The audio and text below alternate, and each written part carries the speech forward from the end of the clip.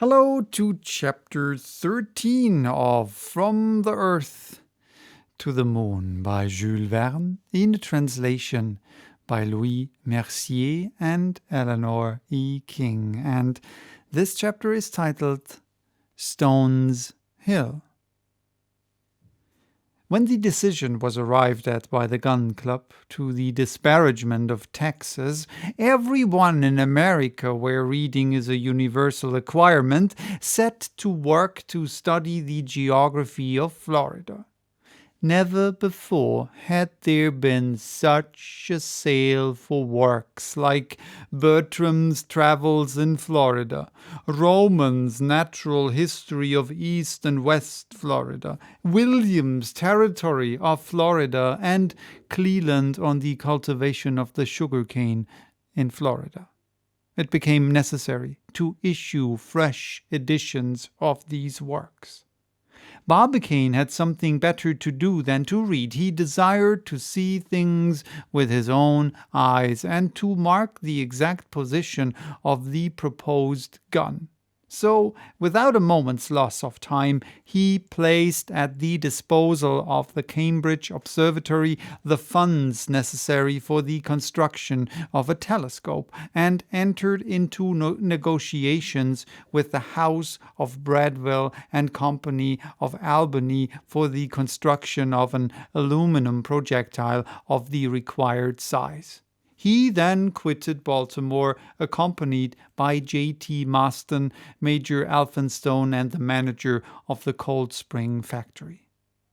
On the following day, the four fellow travelers arrived at New Orleans. There they immediately embarked on board the Tampico, a dispatch boat belonging to the Federal Navy, which the government had placed at their disposal, and getting up steam, the banks of Louisiana speedily disappeared from sight. The passage was not long. 2 days after starting, the Tampico, having made 480 miles, came in sight of the coast of Florida. On a nearer approach, Barbicane found himself in view of a low, flat country of somewhat barren aspect. After coasting along a series of creeks abounding in lobsters and oysters, the Tampico entered the Bay of Espiritu Santo, where she finally anchored in a small natural harbor formed by the embouchure of the river Hillsborough at 7 p.m. on the 22nd of October. Our four passengers disembarked at once. "Gentlemen," said Barbicane, "we have no time to lose. Tomorrow we must obtain horses and proceed to reconnoiter the country." Barbicane had scarcely set his foot on shore when 3,000 of the inhabitants of Tampa town came forth to meet him, an honor due to the president who had signalized their country by his choice. Declining, however, every kind of ovation, Barbicane ensconced himself in a room of the Franklin Hotel. On the morrow, some of the small horses of the Spanish breed, full of vigor and of fire, stood snorting under his windows. But instead of 4 steeds, there were 50 together with their riders. Barbicane descended with his 3 fellow travelers, and much astonished were they all to find themselves in the midst of such a cavalcade. He remarked that every horseman carried a carabine slung across his shoulders and pistols in his holsters. On expressing his surprise at these preparations, he was speedily enlightened by a young Floridan who quietly said, "Sir, there are Seminoles there." "What do you mean by Seminoles?" "Savages who scour the prairies. We thought it best, therefore, to escort you on your road." "Pooh!" cried J.T. Maston, mounting his steed. "All right," said the Floridan, "but it is true enough, nevertheless." "Gentlemen," answered Barbicane. "I thank you for your kind attention, but it is time to be off." It was 5 a.m. when Barbicane and his party, quitting Tampa Town, made their way along the coast in the direction of Alifia Creek.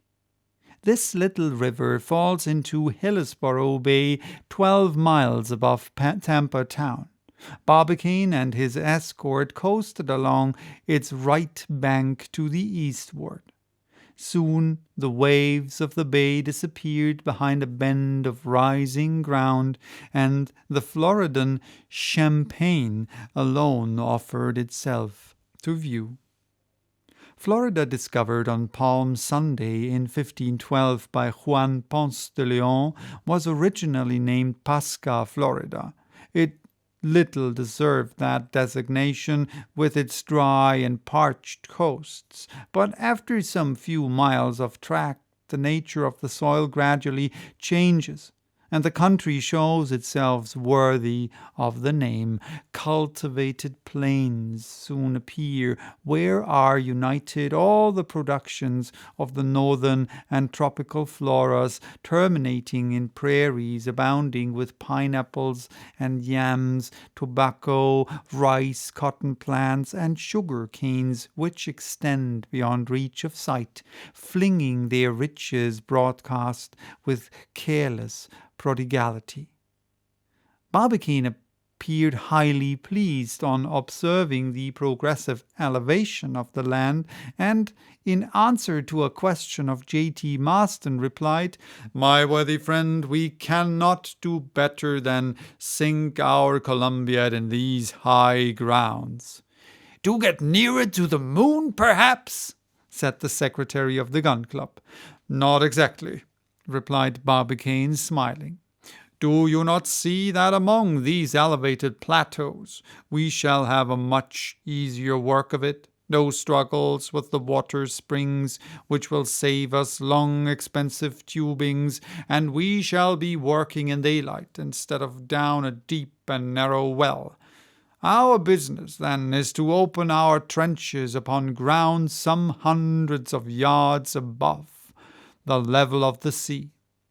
"You are right, sir," struck in Murchison the engineer, "and if I mistake not, we shall ere long find a suitable spot for our purpose."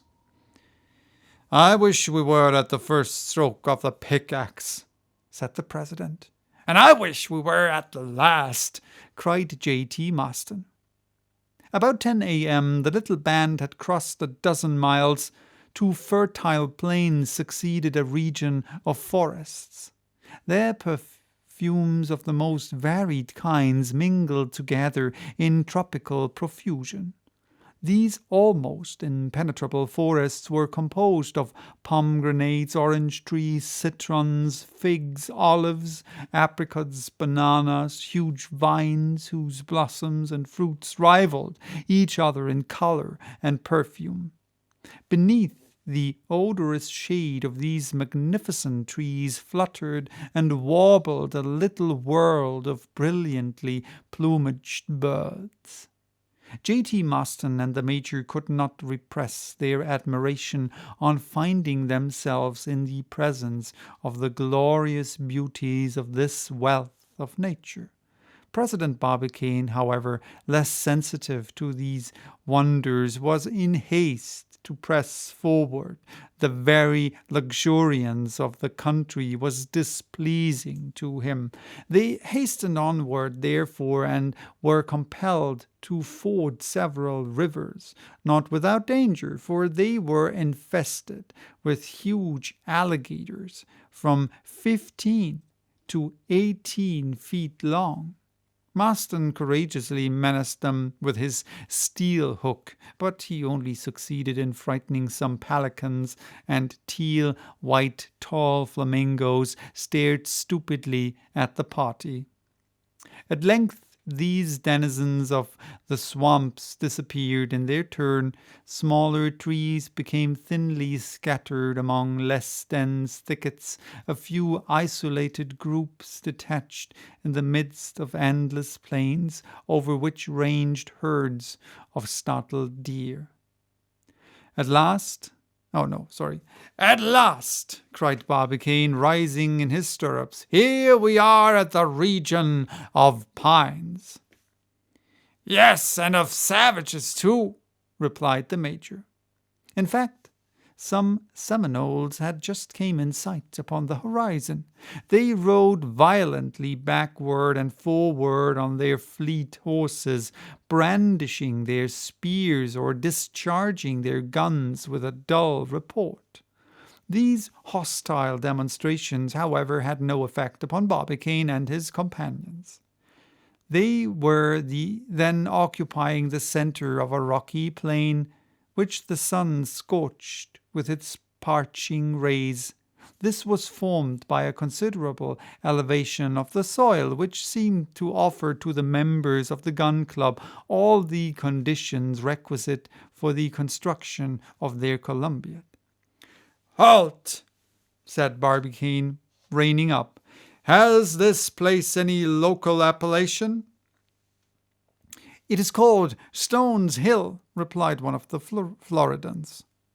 Barbicane, without saying a word, dismounted, seized his instruments, and began to note his position with extreme exactness. The little band, drawn up in the rear, watched his proceedings in profound silence. At this moment the sun passed the meridian. Barbicane, after a few moments, rapidly wrote down the results of his observations and said, "This spot is situated 1,800 feet above the level of the sea, in 27 degrees 7 minutes northern latitude, and 5 degrees 7 minutes western longitude of the meridian of Washington.